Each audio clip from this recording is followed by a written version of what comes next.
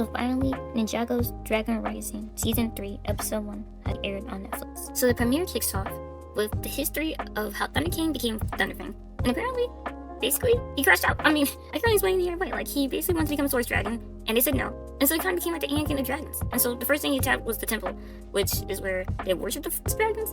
And I thought it was kind of hilarious that he was like basically using the power of his enemies to basically destroy everything.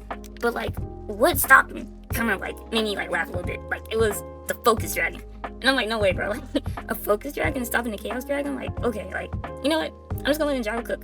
So after seeing the introduction of Thunderfang and how he can be Thunderfang, we jump into the intro.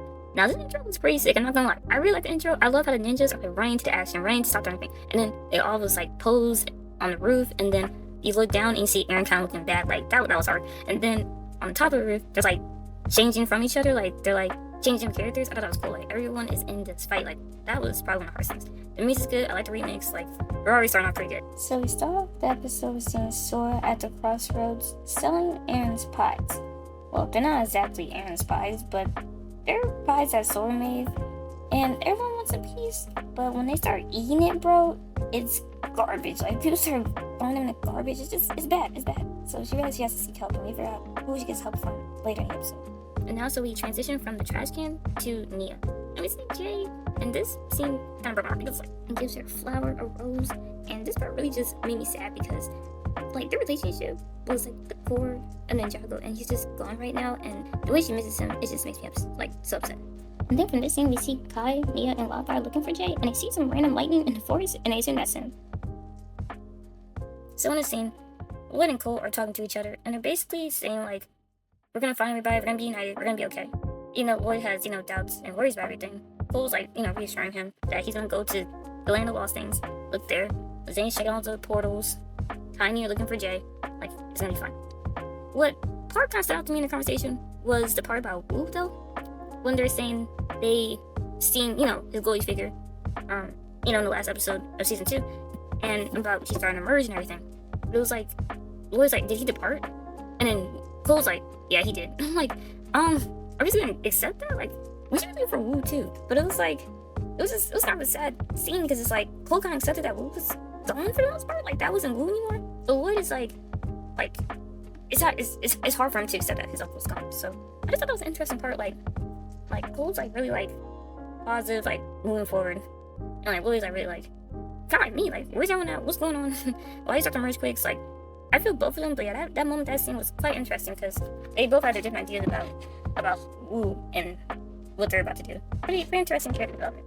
So this by far is probably my favorite scene in episode 1 because we see Zane pop up and basically was like, I'm trying to track down everyone on our team, especially the prettiest and smartest person. And then Frack is like, well, Sora's right here. Like, bro. And she's like, what? That part was great. Like, it was very comedic. That was funny. And I just also love how they highlight Zane and Pixel's relationship. Like, the way he talks about her, saying she's the prettiest and the smartest, what she is. Zane and Pixel's relationship has been going strong for so long. Like, best relationship in Ninjago, hands down. 11 out of 10. So after the comedic pie explosion, Zane realized that the space warping gateways could operate under chaos variables, which could locate where Eren is at. I'm not gonna lie, you can kind of skim through this part, but I thought about it a little bit when Kai and Nia were basically imprisoned by the lightning type rocks. And it was pretty hilarious how they're trying to get out of the situation. We got Kai breaking out his fireballs at everybody, and then getting trapped by Vinstone. And then you see Wildfire coming in with the cutest costume ever, trying to freeze him, trying to be a lava type. And it was like, so cute. But the only way that they got out of this was Nia basically being honest, like what they're doing here, why they're here. But they ended up blasting their way out anyway. And I just love how the lighting types like in the episode were looking at them like, we're about to get them. like y'all could, like, I don't know like what they got playing from, but it seemed like the lighting types are coming out Nia, Kai, and Wildfire. So I wanted to cut back to Lloyd, Frack, Sora, and Zane, and basically they're all trying to pinpoint where Eren has been at his last known location. Instead of finding Eren, they find this puppet who's being controlled by like a magical sword.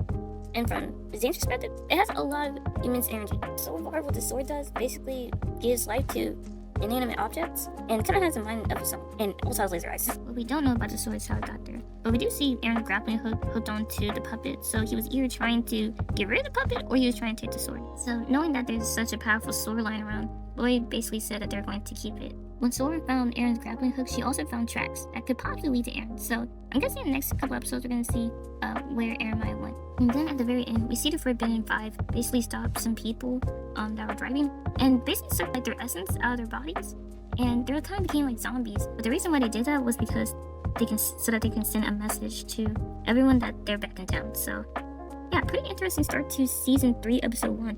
I'll say it was a lot in there though. It was a lot to digest, a lot to understand, you know. But it was a solid episode. I'm gonna give it a 9 out of 10. Basically for me, it was mainly the pacing that was kind of like a lot to like comprehend. But other than that, I mean, the build up, the story, you know, what's happening with everyone is great. Like I feel pretty comfortable like knowing where all the ninjas are at and what their missions are and what the objective is, and also figuring out like what the story's gonna be, what the Forbidden Five are doing. It's pretty awesome start. So in my next video we'll do episode 2 and we'll see how that goes. See you next time. Ninja out.